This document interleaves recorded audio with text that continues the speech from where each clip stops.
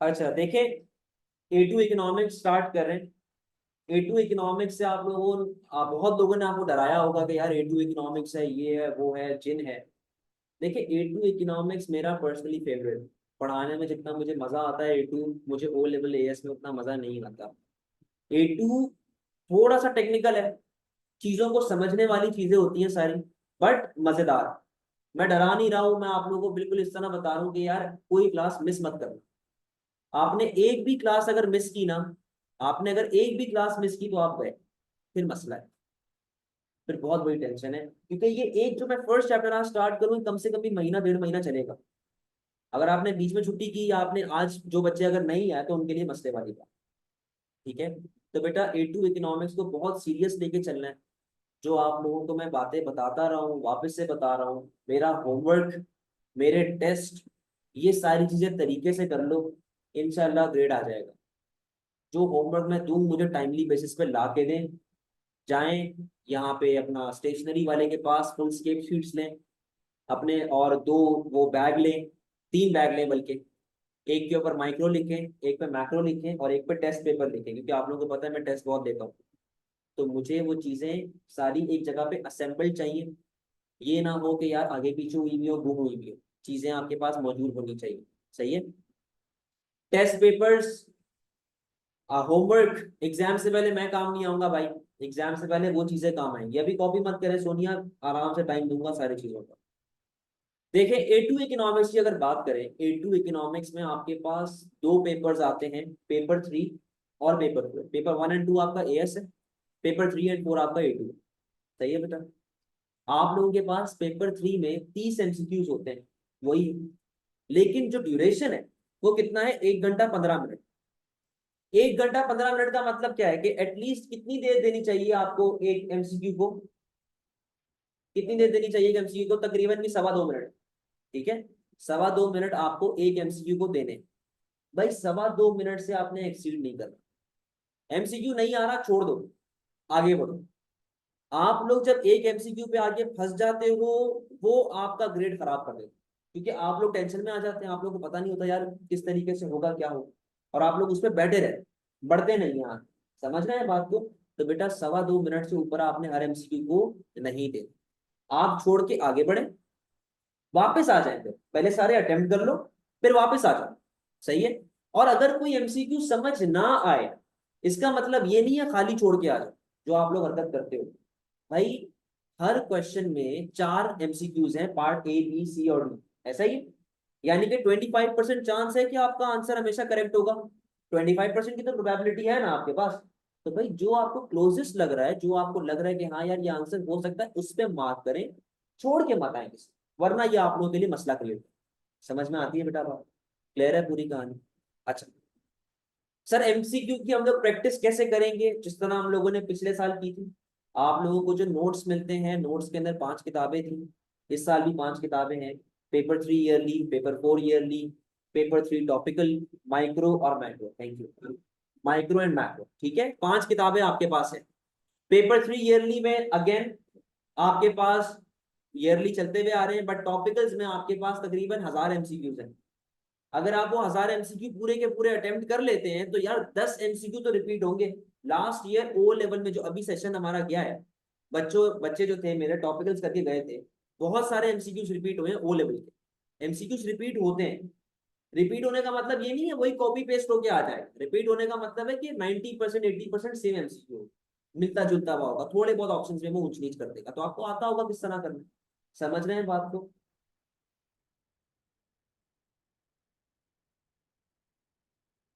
Notes के लिए आप मेरे असिस्टेंट से रब्ता करेंगे, नसीब जो अभी था, उससे आप रब्ता करेंगे। ठीक है। तो P3 तो हो गया अपना साइड में। सही। MCQ का पेपर है, आराम से इसकी प्रैक्टिस करते हैं। आते हैं जरा P4 के ऊपर। बेटा P4 लेंदी पेपर होता है। सही है। आपको इसके अंदर दास्तान सुनानी पड़ती है। आपके पास पहले क्या होता था, मैं जरा पहले का बता दूं, क्योंकि मेरे यूट्यूब पे पुराने पेपर्स भी अपलोडेड है। ठीक है। 2023 बैकवर्ड्स, 2023 बैकवर्ड्स क्या होता था? आपके पास दो सेक्शन आते थे, section A, section B. Section A आपके पास होता था तकरीबन, मेरे जहां तक मुझे याद है 20 या 30 मार्क का होता था। और सेक्शन बी आपके पास जो था, आपको 2 क्वेश्चन अटेम्प्ट करने होते थे 25-25 मार्क के। 20 मार्क का होता था सेक्शन ए, और 25 मार्क के 2 क्वेश्चन आपको अटेम्प्ट करने होते थे आउट ऑफ 5। ये सेक्शन बी, सही। अब उस सेक्शन बी में 2 तरह के सवाल आते थे, या तो पूरे का पूरा 25 मार्क का सवाल, या तो पार्ट ए और पार्ट बी टूट के आता था। पार्ट ए 12 मार्क का, पार्ट बी 13 मार्क का, इस तरह। एग्जामिनर बड़ा चालाक, एग्जामिनर ने बोला यार बच्चे मैक्रो तो अटेम्प्ट ही नहीं करते, और मैक्रो तो ऐसे ही खाली पड़ा रहता है। अब मैं एक गेम करूंगा। मैं क्या गेम करूंगा, मैं सेक्शन बी अलग कर दूंगा और सेक्शन सी अलग कर दूंगा। सेक्शन बी क्या बन गया आपका, माइक्रो। सेक्शन सी क्या बन गया आपका, मैक्रो। एग्जामिनर ने कहा कि अब बच्चे के पास ऑप्शन कैसा है, चॉइस कैसा है, कि मैं माइक्रो में 2 क्वेश्चन दूंगा, सेक्शन बी, मैं मैक्रो में 2 क्वेश्चन दूंगा, सेक्शन सी, और बच्चे ने दोनों में से एक को अटेम्प्ट करना है। बच्चे ने दोनों में से एक को अटेम्प्ट। तो एग्जामिनर आपका माइक्रो भी टेस्ट कर रहा है, और एग्जामिनर आपका मैक्रो भी टेस्ट कर रहा है। तो कोई ऐसी हरकत मत करना कि सर मैं ये वाला टॉपिक छोड़ के चला जाऊं, या मैं ये वाला चीज ना पढ़ के जाऊं तो मेरा ग्रेड आ जाएगा, इस तरह नहीं हो। आपको पूरा कोर्स पढ़ के जाना। समझ में आती है बात बेटा, क्लियर है? कोई टेंशन वाली बात तो नहीं है, पेपर पैटर्न क्लियर हो चुका है, सही है। अच्छा, अगर आप मेरे यूट्यूब पे जाते भी हैं फॉर प्रैक्टिस, आप 2023 के पेपर देखेंगे, 2023 बैकवर्ड्स नहीं देखेंगे, क्योंकि वो पुराने पेपर पैटर्न पे बेस्ड। ठीक है, हाँ, अगर वैसे देखना चाहो देख लो, बट उसके पीछे के रेलेवेंट नहीं, ऑल वेरिएंट्स वहां पे अपलोडेड। ठीक है। अब बेटा बात यह है कि आपका जो आंसर है वो एग्जामिनर चेक कैसे करता है, ये शायद ही कोई टीचर आपको बताएगा, या अगर बताएगा बहुत कम लोग बताते हैं। ठीक है, मैं आप लोगों को इसलिए बताना चाह रहा हूँ ताकि आप लोगों को समझ आ जाए कि आपने अपना आंसर किस तरह कंस्ट्रक्ट करना है, डेवलप किस तरह करना है, और एग्जामिनर किस तरह आपको मार्क्स दे। सही है, यहाँ पे है बेटा, ये सेक्शन बी और सेक्शन सी की मार्किंग है, सही। एग्जामिनर आपको मार्क्स देता है according to assessment objective. Assessment objective क्या होते हैं आपके बेटा, असेसमेंट ऑब्जेक्टिव का मतलब है कि वो बेंचमार्क जिसको देखते हुए एग्जामिनर आपको मार्क्स दे रहा है। आपके पास 3 बेंचमार्क्स हैं, AO1, AO2 और AO3। ठीक है, AO1 क्या है, नॉलेज एंड अंडरस्टैंडिंग। एग्जामिनर ने कहा कि जब तुम किसी भी चीज को डिफाइन करते हो, जब तुम किसी भी चीज के बारे में बताते हो, तो मैंने 5 नंबर तुम्हारे किसके लिए अलग कर दिए, नॉलेज एंड अंडरस्टैंडिंग। आपके आंसर में अगर नॉलेज अंडरस्टैंडिंग नहीं है, एग्जामिनर 5 मार्क नहीं देगा आपको। इसमें डेफिनेशंस आती हैं, इसमें नॉलेज आती है, इसमें समझ लो कि जैसे आपसे क्वेश्चन पूछ रहा है, एग्जांपल दे रहा हूँ कि इस पीईडी यूज्ड फॉर प्रोड्यूसर ना, तो पीईडी क्या होता है, वैल्यूज क्या होती है, कैसे निकलती है, वो है नॉलेज एंड अंडरस्टैंडिंग। सही, इंट्रोडक्शन देना, इंफॉर्मेशन देना, याद की हुई चीजें, इसे कहते हैं नॉलेज। एग्जामिनर ने 5 मार्क इसके लिए एलोकेट कर दिया साइड में कर, कि भाई ये जो है हमारे 5 मार्क। सही, फिर बढ़ते हैं हम लोग एनालिसिस एंड एप्लीकेशन की तरफ। एग्जामिनर ने 9 मार्क किसके लिए रख दिए, एप्लीकेशन एंड एनालिसिस के लिए।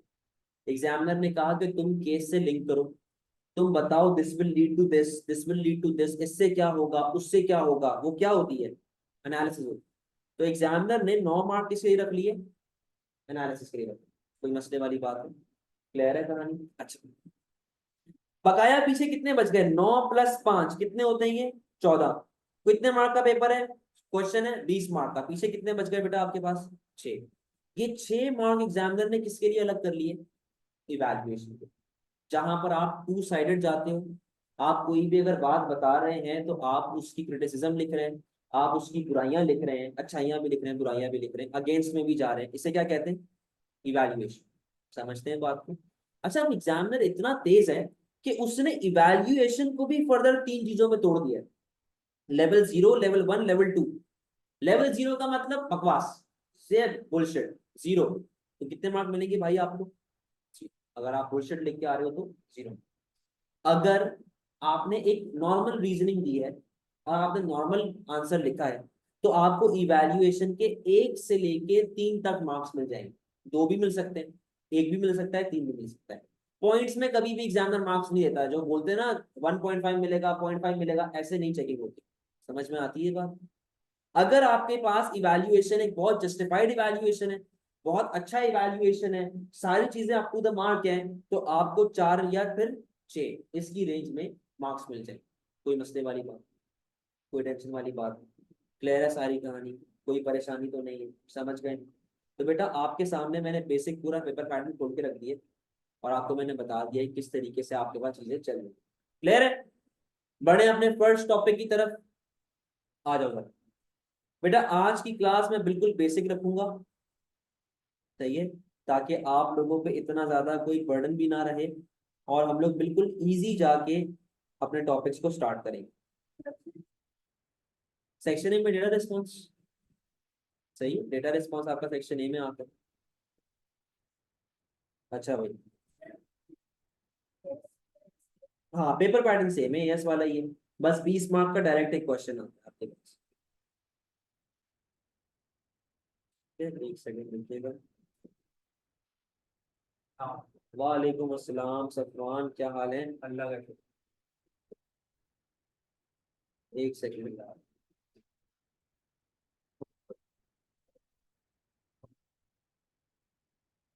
चले जी। बेटा हम लोग अपना फर्स्ट टॉपिक की तरफ जा रहे हैं, सही है, और हम लोग अपनी बेसिक्स पहले स्ट्रॉन्ग करेंगे। देखिए A2 इकोनॉमिक्स में कुछ ऐसे कर्व्स आते हैं, A2 इकोनॉमिक्स में कुछ ऐसे कर्व्स आते हैं जिन्होंने लॉ ऑफ डिमांड और लॉ ऑफ सप्लाई को गलत प्रूव किया है।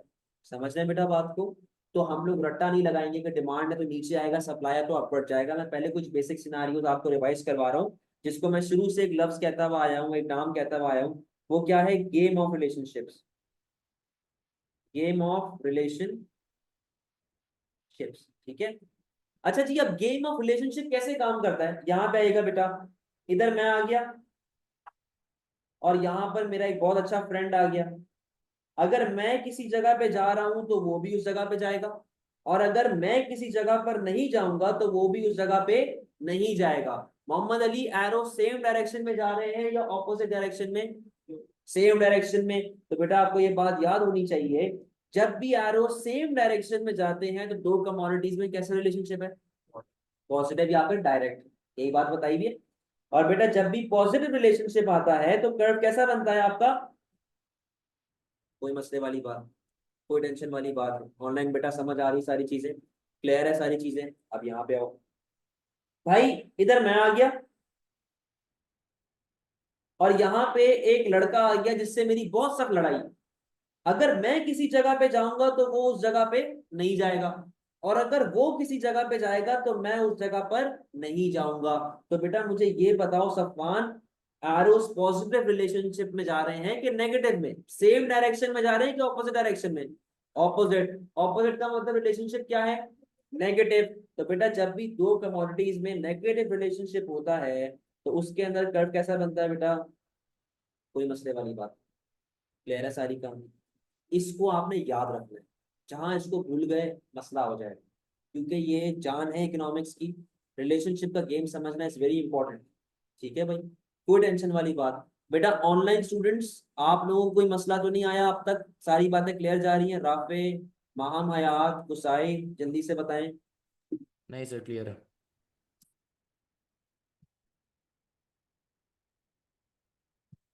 सही।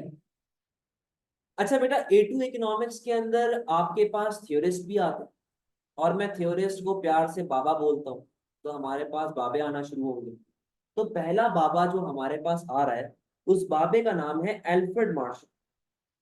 क्या नाम है उसका? Alfred Marshall. आप लोगों ने एल्फ्रेड मार्शल एएस इकोनॉमिक्स में पढ़ा होगा, मार्शल लर्नर कंडीशन के नाम से। अगर आप लोगों को जे कर्व, उल्टा जे कर्व याद हो, टर्म्स ऑफ ट्रेड वाला, तो उसके अंदर आपने नाम पढ़ा होगा मार्शल लर्नर कंडीशन। ये वही बाबा है एल्फ्रेड मार्शल। एल्फ्रेड मार्शल ने क्या बोला? एल्फ्रेड मार्शल ने बोला कि यार, हम लोग कोई भी चीज जब कंज्यूम करते हैं तो हमें उससे मिलती है सेटिस्फैक्शन। ऐसा ही, हम कोई भी चीज जब कंज्यूम करते हैं उससे हमें मिलती है सेटिस्फैक्शन। उस बाबे ने ये बात बोली कि यार वो जो सेटिस्फैक्शन मुझे मिल रही है ना, मैं उस सेटिस्फैक्शन को मेजर कर सकता हूँ। अरे कितनी देखो इलॉजिकल सी बात है। बाबा बोल रहा है कि जो चीज कंज्यूम करने से आपको सेटिस्फैक्शन मिलती है, मैं उस सेटिस्फैक्शन को मेजर कर सकता हूँ। यानी कि इस बाबे ने बोला सेटिस्फैक्शन, सेटिस्फैक्शन या फिर यूटिल्स, यूटिलिटी, सेटिस्फैक्शन या फिर यूटिलिटी। यूटिलिटी का मतलब क्या होता है बेटा? सेटिस्फैक्शन। इस बाबे ने कहा कि यूटिलिटी यानी कि satisfaction can be measured in numbers. क्या बोल रहा है भाई? सेटिस्फैक्शन या फिर utility can be measured in numbers. ठीक है।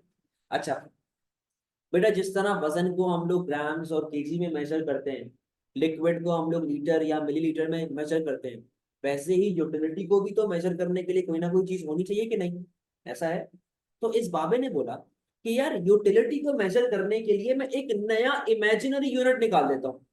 और उस इमेजिनरी यूनिट का इसने क्या नाम रखा भाई? उस इमेजिनरी यूनिट का उसने नाम रखा है यूटिल्स। क्या नाम रखा है भाई? यूटिल्स।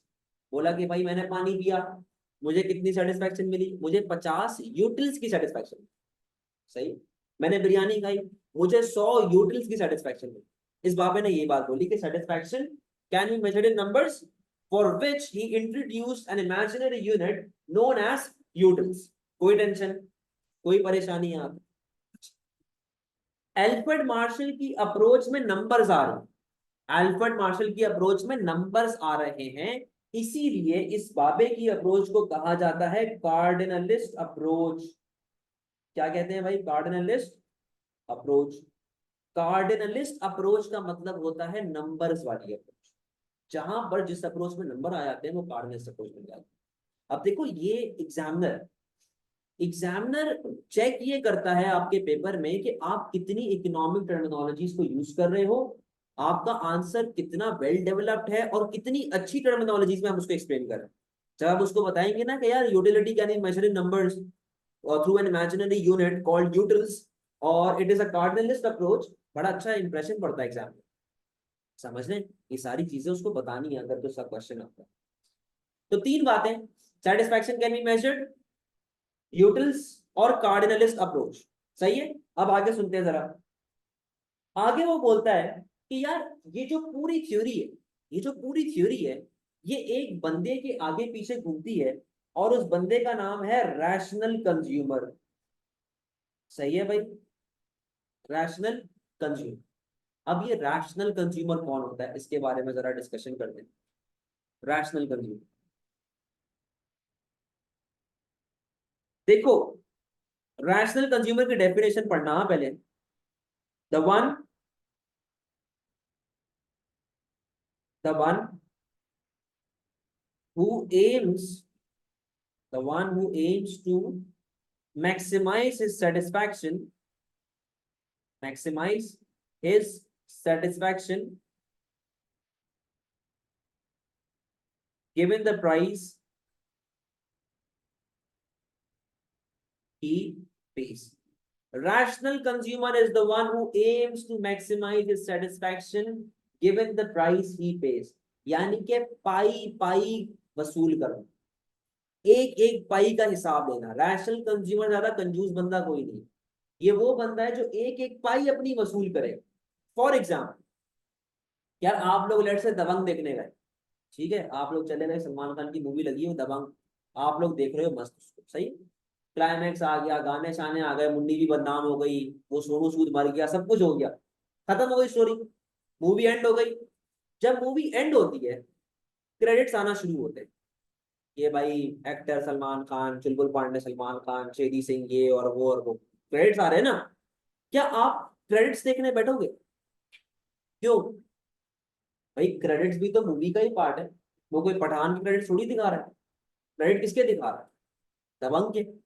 तो जो क्रेडिट्स हैं वो भी तो मूवी का ही पार्ट है। हम जैसा बंदा वो चीज नहीं देगा, हम बोलेंगे हटा दे, हमें क्या लेना देना, डीओपी कौन है, प्रोड्यूसर कौन है, ऐसा ही है। लेकिन रैशनल कंज्यूमर बोलेगा कि यार ये जो लिस्ट आ रही है ये भी तो मूवी का पार्ट है, ऐसा ही है। तो जब ये भी मूवी का पार्ट है, मैंने तो इसके भी पैसे दिए हुए, मैं ये देख के जाऊंगा, मैं एक एक रुपया वसूल करूंगा, मैं एसी की पूरी हवा खा के जाऊंगा जब तक कोई मुझे उठा नहीं देगा। समझ रहे हैं बात को? एक एग्जाम्पल ये, एक और एग्जाम्पल लेके चलते हैं। भाई लेट से आपकी स्कूल फी है महीने की 30,000। कितनी है? 30,000 पर मंथ। ठीक है। मोहम्मद अली, आपकी स्कूल फीस महीने की 30,000 रुपए महीना है। सही है। आप 15 दिन के लिए छुट्टियों में चले, कोई भी रीजन की वजह से, आप स्कूल फीस कितनी दोगे? 30,000 ही दोगे ना यार। भाई छुट्टियों पे आप गए हो कि स्कूल गया है? आप गए हो। तो स्कूल की क्या गलती है इसमें? स्कूल बोलेगा बेटा ये फीस चालान पूरा भरो वरना अल्लाह हाफिज। ऐसा ही हम जैसा बंदा क्या करेगा, पूरी की पूरी फीस पे कर देगा। जबकि रैशनल कंज्यूमर क्या करेगा? रैशनल कंज्यूमर बोलेगा एक सेकंड रुको, मैं खाली कितने दिन आया हूँ स्कूल? मैं खाली 15 दिन स्कूल आया हूँ। ठीक है, तुम्हारी महीने की फीस है 30,000 रुपए, तो मैं तुम्हें कितने पैसे दूंगा? सिर्फ 15 दिन के पैसे दूंगा। तो वो रैशनल कंज्यूमर क्या करेगा? 30,000 divide by 30 days multiply by कितने दिन आया? 15। तो वो बोलेगा भाईजान मेरी तरफ से सिर्फ 15,000 रुपए का हिसाब बनता है, मैं तो आपको 15,000 रुपए ही दूंगा, इससे ऊपर 1 रुपया नहीं दूंगा। समझ में आती है बात बेटा? क्लियर है? तो ये डेफिनेशन है रैशनल कंज्यूमर की, is the one who aims to maximise satisfaction given the price he pays, यानी कि पाई पाई का पैसा वसूल करना। कोई टेंशन वाली बात? क्लियर है सारी कहानी? ऑनलाइन बेटा कोई मसले वाली बात तो नहीं है? अब तक सारी बातें क्लियर चल रही हैं?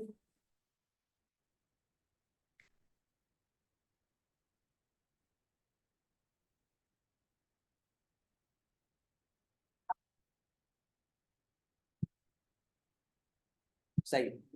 अच्छा, अब रैशनल कंज्यूमर की कैरेक्टरिस्टिक्स क्या हो? ऐसी क्या चीजें हैं जो एक कंज्यूमर को रैशनल कंज्यूमर बनाती? यहाँ पे आइएगा जरा, कैरेक्टरिस्टिक्स के ऊपर बात कर रहे हैं। कैरेक्टरिस्टिक्स, बेटा रैशनल कंज्यूमर की पहली कैरेक्टरिस्टिक ये होती है कि इस बंदे की इनकम हमेशा फिक्स्ड होती है। इनकम हमेशा फिक्स्ड। सही। सर बड़ी फजूल सी बात आप कर रहे हो, ऐसा कैसे हो सकता है? इसके बारे में हम लोग जब क्रिटिसिज्म पे जाएंगे अगली क्लास में तब बात करेंगे। एक सेकंड रुकिएगा भैया। तो पहली बात मैंने ये की कि रैशनल कंज्यूमर की इनकम फिक्स्ड होती है। खैर इस क्रिटिसिज्म के बारे में हम लोग इंशाल्लाह नेक्स्ट क्लास में बात करेंगे कि ऐसा रियलिटी में नहीं हो सकता। दूसरी बात, बेटा रैशनल कंज्यूमर, दूसरी बात क्या है कि रैशनल कंज्यूमर कभी भी एडवर्टाइजिंग से इन्फ्लुएंस नहीं होता। तो मैं यहां पे लिख रहा हूं नो रोल ऑफ फीडबैक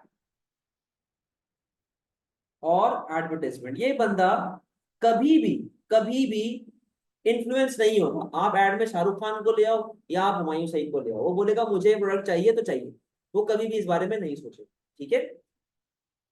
तीसरी बात, बेटा रैशनल कंज्यूमर के लिए there is no difference in quality.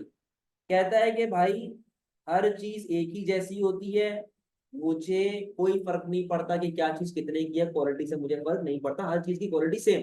Mobile phone है ना, कॉल करने के लिए बना है, अब वो सैमसंग वो आईफोन है, मुझे उससे फर्क नहीं पड़ता। लास्ट बात रैशनल कंज्यूमर ने बोली कि there is no impulse buying. बेटा नो इम्पल्स बाइंग समझने से पहले आप ये समझें कि इम्पल्स बाइंग क्या होती है। What is impulsive buying? Impulse buying का मतलब ये है कि यार फॉर एग्जांपल मैंने जेब में 1,000 रुपए रखे, मैं जैना मार्केट चला, ठीक है, रैक्स जो सदर में टी शर्ट्स वगैरह वहां पे मिलती हैं, कपड़े मिलते हैं। मेरा माइंड ये था कि यार 300-300 रुपए की 2 टी शर्ट लूंगा, वापसी आ जाए। सही है मेरा ये माइंड। मैं जैना मार्केट गया, 300-300 रुपए की 2 टी शर्टें ली, मेरे पास कितने पैसे बच गए पीछे? 400। अच्छा, जब मैं वहां से निकल रहा था मैंने देखा कि यार एक बंदा है जो बेल्ट बेच रहा है। सही है, जीन्स की बेल्ट बेच रहा है। मैंने कहा यार अब मैं आया वही हूँ, मैं वापस जाऊं फिर मैं 1-1.5 हफ्ते बाद वापस आऊं, इससे बेहतर ये है कि मैं ये लेके ही चल। तो मेरा कोई माइंड नहीं था बेल्ट खरीदने का, बट मैंने वो ले ली। ये क्या है? Impulse buying. कि मैं जा रहा हूं, मैं खरीदारी कर रहा हूं पागलों की तरह, इसको बोला जाता है इम्पल्स बाइंग। रैशनल कंज्यूमर ये काम नहीं करता। घोड़े को देखा है? घोड़े को, जो सीवी पे घोड़े होते हैं, उन्होंने आंखों पे ना ऐसे एक चीज पहनी हुई होती है कि वो सीधा भागता है। रैशनल कंज्यूमर ये चीज पहन के निकलता है घर से। वो जाएगा जैनब मार्केट, वो घर से ही डिसाइड करके जाएगा कि मुझे ब्लैक टी शर्ट चाहिए, उसका ये फैब्रिक होना चाहिए, उस पर ये डिजाइन होना चाहिए, जाएगा टी शर्ट लेगा, आंखें बंद करेगा और सीधा रिक्शे में बैठ के घर। रैशनल कंज्यूमर कभी भी फजूल खर्ची नहीं करता, कभी भी एक्स्ट्रा पैसा खर्च नहीं करे। ये कुछ कैरेक्टरिस्टिक्स हैं जो रैशनल कंज्यूमर को रैशनल कंज्यूमर बनाते हैं। सर आप तो बड़ी बकवास बात कर रहे हो, ये 4 चीजें रियलिटी में हो ही नहीं सकती। मैं वही कह रहा हूँ कि अगली क्लास में हम लोग इसकी बुराई करें, हम लोग अगली क्लास में इसकी बुराई करें, हम लोग क्रिटिसिज्म करें।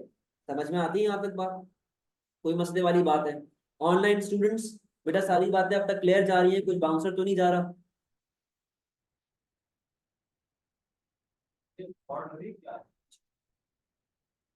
जी बेटा ऑनलाइन सारी बातें क्लियर है?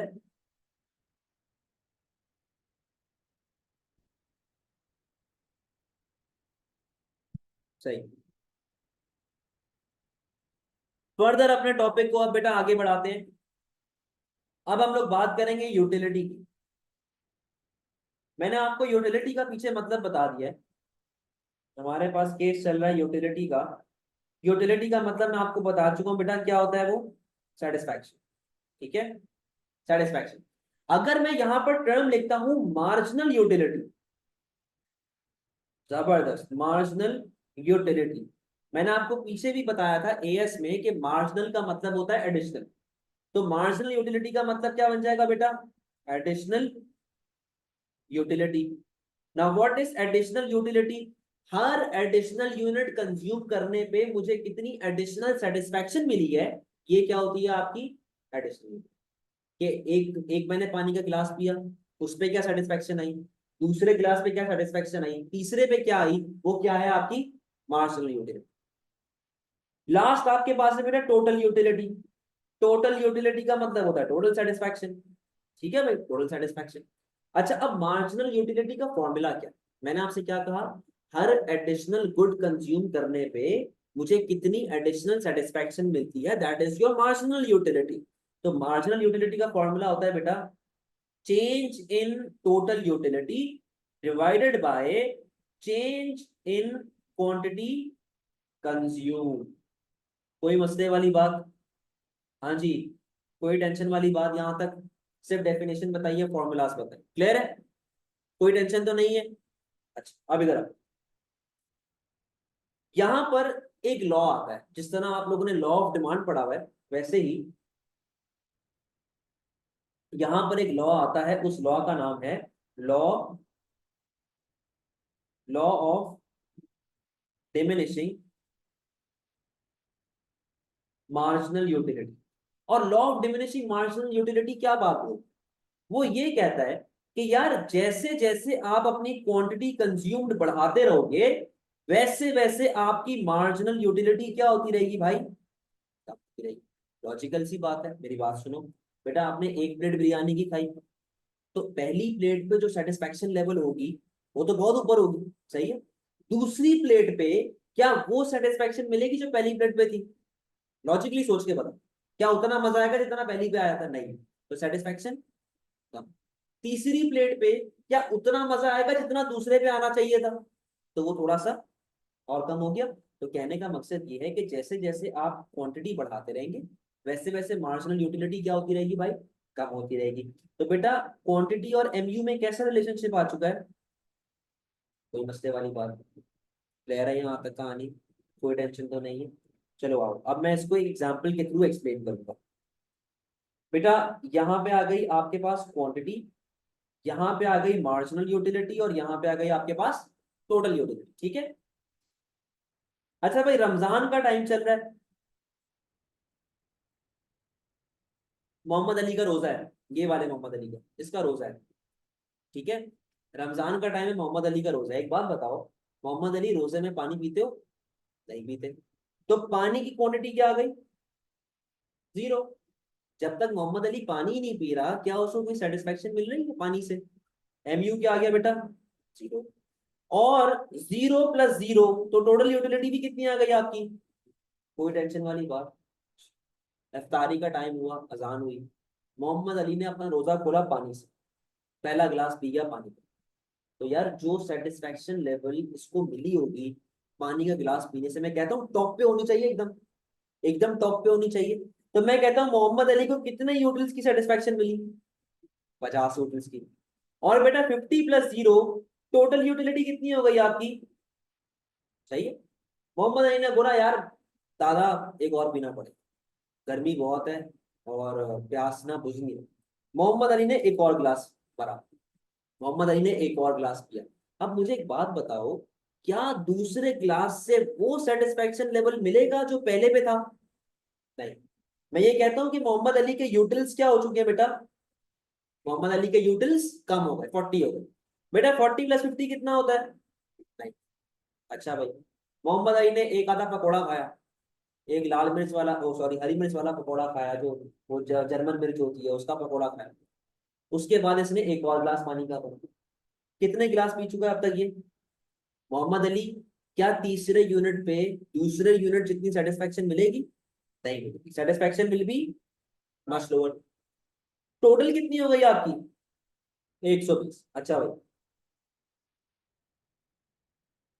मोहम्मद अली पानी पीता जा रहा है, इसके वालिद साहब देखते जा रहे हैं इसको गुस्से में, इसके भाई भी इसको गुस्से में देखते जा रहे हैं कि यार हम जग भर के लाते हैं, ये पानी पी जाता है।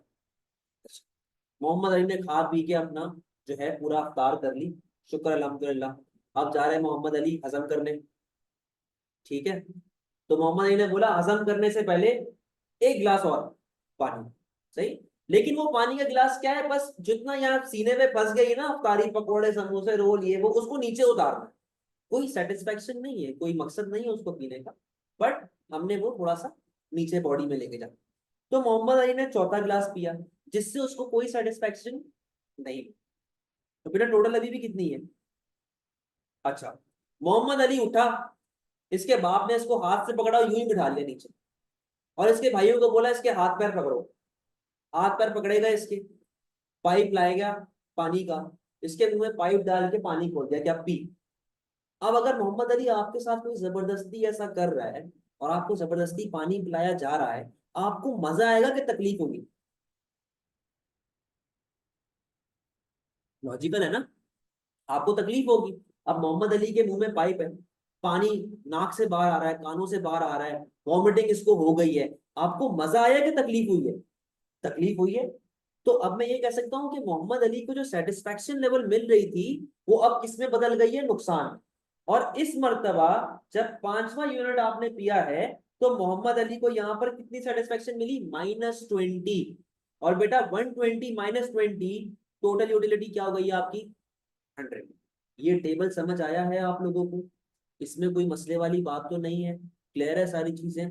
अब बेटा इस टेबल को देखते हुए हमें डायग्राम कंस्ट्रक्ट करनी है, चाहिए।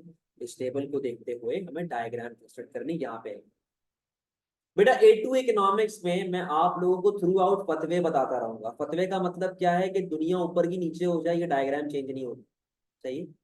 कुछ भी हो जाए, ये डायग्राम पे कोई इफेक्ट नहीं आएगा।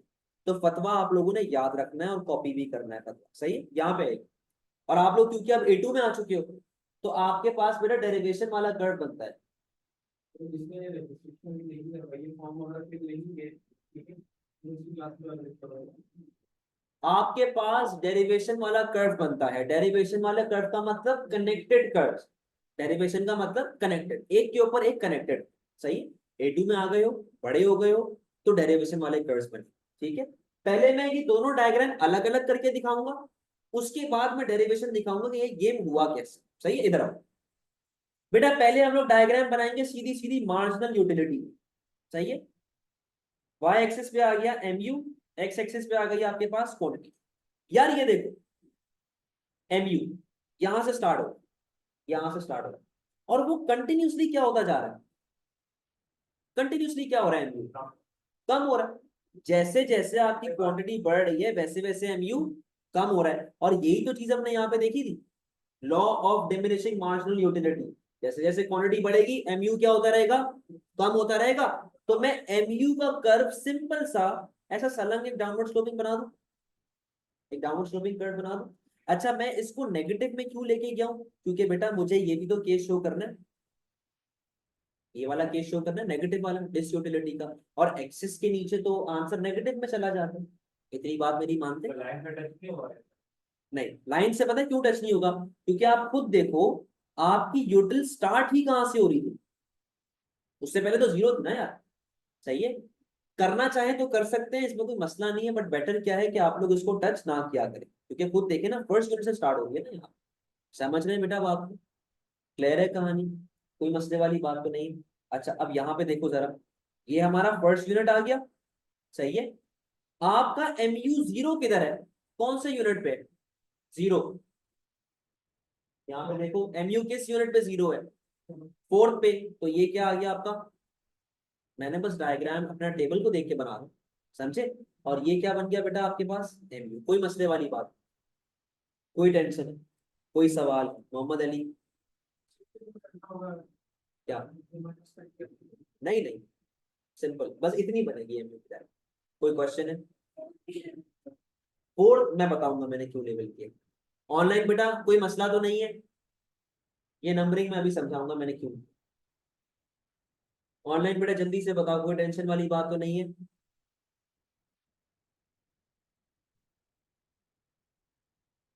एक्सीलेंट, सही है। एमयू का कर्व अपने पास यहाँ पे ताजा ताजा तैयार हो चुका है, ठीक है। एमयू का कर्व आ गया यहाँ। अब मुझे बनाना है टीयू का कर्व, टोटल यूटिलिटी का कर्व, ठीक है। यहाँ पे आओ जरा बेटा, वाई एक्सिस पे आपके पास आ गया टीयू, और एक्स एक्सिस पे क्या आ गई आपके पास, कोण। अच्छा, अब इसी को देखते हुए चलो, इसी को देखते हुए चलो। 0 से गए 50, गोली की तरह बढ़ा, तेजी से बढ़ा। यानी कि बेटा फिलहाल 0 से लेके 50 तक ये किस रेट पे बढ़ रहा है, ये बढ़ रहा है बेटा आपका इंक्रीजिंग रेट के ऊपर। किस रेट पे जा रहा है भाई, इंक्रीजिंग रेट। इसी तरह सिखाई थी मैंने एएस के अंदर कहानी, इंक्रीजिंग रेट पे बढ़ रहा है। अच्छा आगे आ जाओ बेटा, 50 से 90 पे गया, यानी कि 40 के अमाउंट से बढ़ा। 90 से 120 गया, यानी कि 30 के अमाउंट से बढ़ा। मैं ये कह रहा हूं कि वो बढ़ तो अभी भी रहा है, बढ़ तो अभी भी रहा है, बट थोड़ा सा स्लो रेट से। गोली की तरह नहीं बढ़ा, हल्का सा स्लो रेट से बढ़ रहा है, लेकिन बढ़ तो अभी भी रहा है। यानी कि आपका जो अपवर्ड स्लोपिंग कर्व है वो कैसा हो जाएगा बेटा, एक थोड़ा सा इलास्टिक हो जाएगा। कोई टेंशन वाली बात, थोड़ा सा वो क्या हो जाएगा, इलास्टिक हो जाएगा। कोई मसला? इसे हम लोग कहते हैं बेटा increasing at a decreasing rate. Decreasing rate का मतलब कि वो बढ़ तो रहा है, बट पहले के मुकाबले में थोड़ा हल्का, सही है। उसके बाद क्या हुआ, उसके बाद बेटा ये देखो क्या हो रहा है, फिक्स कॉस्ट नहीं कर, किसको किससे मिला रहे हो, क्या हो रहा है, कांस्टेंट। तो कांस्टेंट का मतलब क्या है बेटा, कैसे बनेगा, सही है। और उसके बाद वो क्या हो रहा है, डिक्रीज। तो डिक्रीज में क्या हो जाएगा वो, समझ गए। ये आपका टीयू का कर्व तैयार हो चुका है। बट आप लोगों ने इस तरह पॉइंटर्स नहीं बनाने हैं अपने एग्जाम में। आप एक फ्री हैंड स्केच बनाओगे। वो फ्री हैंड स्केच कैसे बनता है बेटा, वो ऐसे बनता है, ये देखो। ये बड़ा गोली की तरह डिक्रीजिंग रेट पे कांस्टेंट हुआ, और फिर ठीक है भाई, ये आपका क्या बन चुका है इधर। कोई मसले वाली बात, कोई मसले वाली बात, कोई टेंशन है बेटा, कोई परेशानी है, समझते हैं बात को। अब मैं बनाऊंगा डेरिवेशन वाला। डेरिवेशन का मतलब कि मुझे दोनों को एक साथ कनेक्ट करना है, और आपकी जो सवाल था कि मैंने नंबरिंग क्यों की है यहाँ पे, वो नंबरिंग का भी मैं पॉइंट आपको अभी समझाऊं, सही है। यहाँ पे आओ बेटा, कुछ भी नहीं है। ये दो डायग्राम जो मैंने अलग अलग बनाई थी, अब मैं इन दोनों को एक साथ मैच करके बना। ये देखो जरा,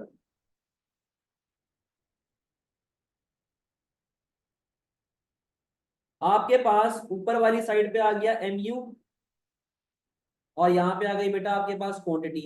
नीचे वाला साइड पे आ गया टीयू, यहाँ पे आ गई आपके पास क्वांटिटी, ऐसा ही है।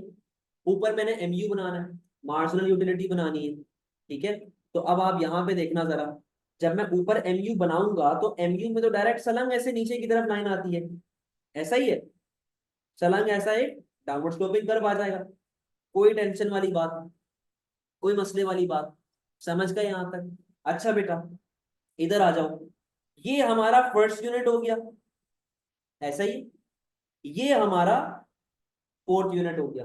बेटा ये नंबरिंग करने के पीछे वजह ये है कि मुझे एक मार्क मिल जाए, मुझे पॉइंट मिल जाए, ताकि मुझे पता हो कि मेरा टी यू किस पॉइंट पे कैसा होना चाहिए, मेरा टी यू किस पॉइंट पे कैसा होना चाहिए। अब देखो, अगर मैं इसको ऐसे स्ट्रेट लाइन बनाता हूँ, ये देखो, अगर ऊपर 1 है तो नीचे भी 1 होगा, ऐसा ही है। अगर ऊपर 4 है तो नीचे भी 4 होगा, ऐसा ही है। मैंने यहाँ पे पता है क्या किया, मैंने ऐसे एक डॉटेड लाइन बना दी। मैंने ऐसा एक क्या हो गया, मैंने ऐसा एक डॉटेड लाइन बना ली, ठीक है। डॉटेड लाइन बन गई मेरी। इसी तरह यहाँ पर भी हो रहा है, मैंने एक डॉटेड लाइन बना ली, जो ऊपर 1 है वो नीचे भी 1 है, जो ऊपर 4 है वो नीचे भी 4 है। यहां तक कोई मसला? बेटा कोई टेंशन हो मुझे रोक देना, परेशान मत होना। ऊपर जो 1 है नीचे भी 1 है, ऊपर जो 4 है वो नीचे भी 4 है। आ जाओ नंबरिंग कर रहा हूं। ये 1 हो गया और ये, कोई मसला? जी बिल्कुल, कोई मसले वाली बात, क्लियर है। अच्छा बेटा अब आओ इस टेबल पे, कनेक्ट करते हैं जरा इसको। यार देखो ये गोली की तरह किस क्वांटिटी तक बढ़ रहा है? 50। वो कौन सा यूनिट है? क्वांटिटी कौन सी है वो? 1। यानी कि फर्स्ट ग्लास ऑफ वाटर तक वो गोली की तरह बढ़ रहा है। यानी कि जब ये 1 पे मैंने ऐसे लाइन बनाई है ना, तो मुझे इंडिकेशन मिल गई है कि यहां तक गोली की तरह बढ़ाना है, यहां तक मुझे गोली की तरह बढ़ाना है। सही है। उसके बाद 1 के बाद देखना, बढ़ तो रहा है बट डिक्रीजिंग रेट पे, ऐसा ही है। तो मुझे इंडिकेशन मिल गई, पहले गोली की तरह बढ़ाओ, उसके बाद उसको थोड़ा सा यू कर दो, थोड़ा सा डिक्रीजिंग रेट पे ले जाओ। समझे? आगे आओ बेटा, किन दो यूनिट्स में वो कांस्टेंट है? 3 और 4 पे। अब देखो 1 तक गोली की तरह बढ़ाओ, उसके बाद बढ़ाओ लेकिन डिक्रीजिंग रेट पे, और अपनी अजम्पशन के हिसाब से 3 और 4 को ऐसे कांस्टेंट कर दो। और 4 के फौरन बाद क्या हो रहा है? समझ में आई गेम? गेम समझ आई? इसीलिए ये नंबरिंग की गई है, कोई टेंशन वाली बात? अब आ जाओ मैं इसको डायग्राम कंप्लीट कर लेता हूँ। Increasing rate, decreasing rate, constant और फॉल। कोई परेशानी, कोई टेंशन भाई? जी समझ गए हैं केस पूरा? पूरे का पूरा गेम समझ आ गया? नंबरिंग मैंने क्यों की थी, मैंने इसलिए। समझ गए? अब बेटा डायग्राम को सिर्फ बना देना, ये कोई वो वाली बात तो नहीं है कि आप तो बड़े चीटा बंदे, आपको एक्सप्लेन भी तो करना है। बेटा यहाँ पर आपको बताना है कि आपका मार्जिनल कहाँ पे मैक्सिमम है और आपका टोटल कहाँ पे मैक्सिमम है। चलो मुझे ये बता दो, मार्जिनल कहाँ पे मैक्सिमम, किस यूनिट पे मार्जिनल इज मैक्सिमम? 1। सही है। बेटा जो पहला ग्लास आपके पानी का होगा वही तो आपको सबसे ज्यादा सेटिस्फेक्शन देगा। तो बेटा ए के ऊपर आपका एमयू क्या हो रहा है? कोई मसले वाली बात? समझ गए? टीयू कहाँ पे मैक्सिमम है? आप 120। 120 कौन सी क्वांटिटी पे? बेटा 3 पे भी 120 है, 4 पे भी 120, तो कहाँ पे होना चाहिए? 3 पे। 3.5 ये अलग ही आप ले आई हैं आइटम। हाँ 3 पे, दोनों पे नहीं, एक पे होता है। बेटा जहां से वो फॉल होना स्टार्ट होगा, जहां से आपका टोटल फॉल होना स्टार्ट होता है वो आपका मैक्सिमम पॉइंट होगा। सही है। जहां से आपका टोटल फॉल होना स्टार्ट होता है, और वो फॉल कहां से हो रहा है? वो फॉल हो रहा है यहां से, तो आपका वो वाला पॉइंट क्या होगा? मैक्सिमम। और आज A2 इकोनॉमिक्स का पहला फतवा दे रहा हूं, पहला फतवा जो हमेशा मरते दम तक एक ही रहेगा। वो क्या है? वो फतवा ये है कि जहां पर आपका मार्जिनल जीरो होगा ना, जहां पर आपका मार्जिनल जीरो होगा वहां पे आपका टोटल हमेशा क्या होगा? जहां पर आपका मार्जिनल जीरो है वहां पर आपका टोटल हमेशा क्या होगा? मैक्सिमम होगा। आप खुद देख लो, मैंने क्या बोला था? 4 पे मैक्सिमम है, यहाँ पे मार्जिनल क्या है, तो टोटल क्या बनेगा? अब अगर बोले कि मार्जिनल रेवेन्यू जीरो है, आगे जाके मार्जिनल रेवेन्यू जीरो का मतलब टोटल रेवेन्यू क्या है? मैक्सिमम। बोले कि मार्जिनल कॉस्ट जीरो है, तो मार्जिनल कॉस्ट का मतलब क्या? टोटल कॉस्ट क्या है? मैक्सिमम। जिस चीज का मार्जिनल जहां पर जीरो होता है उसका टोटल वहां पर क्या होता है बेटा? हमेशा मैक्सिमम। सही है। तो इस डायग्राम के हिसाब से आप ये कनेक्ट करो जरा, आपका एमयू इधर जीरो है, आपका एमयू यहाँ पे जीरो है, तो बेटा आपका टीयू भी तो यहाँ पे क्या हो रहा है? मैक्सिमम हो रहा है। तो मैं यहाँ पे लिख दूं पॉइंट बी जो आपके पास है, पॉइंट बी, यहाँ पे क्या हो रहा है बेटा? योर टीयू इज, कोई मसले वाली बात, कोई परेशानी वाली बात? समझ गए हैं पूरी कहानी? बेटा फतवे, फतवे बहुत इंपॉर्टेंट है, मैं यहाँ पे लिखता भी रहूंगा फतवा। फतवा का मतलब है कि इट्स वेरी इंपॉर्टेंट, ये फिक्स रहेगा, कुछ भी हो जाए ये चेंज नहीं हो। समझ गए? डायग्राम एक्सप्लेनेशन में आपको दिखाऊंगा नेक्स्ट क्लास में भी, टाइम हमारा पूरा हो गया है तो वो लेवल स्टार्ट करनी। तो वो मैं इंशाल्लाह नेक्स्ट क्लास में जब रिकैप दे रहा हूँ तो वहां पर आपको नोट्स दिखाऊंगा। कोई मसले वाली बात है बेटा? समझ गए वो सारी चीजें? आहिस्ता आहिस्ता आप लोगों को और ज्यादा इस पे ग्रिप आना शुरू करे होगी, बट क्लासेस मिस नहीं करनी है। एक क्लास भी मिस की तो फिर मसला हो जाए। समझते हैं बेटा बात को? जा सकते हैं। मैं वो कर रहा हूँ, एक सेकंड।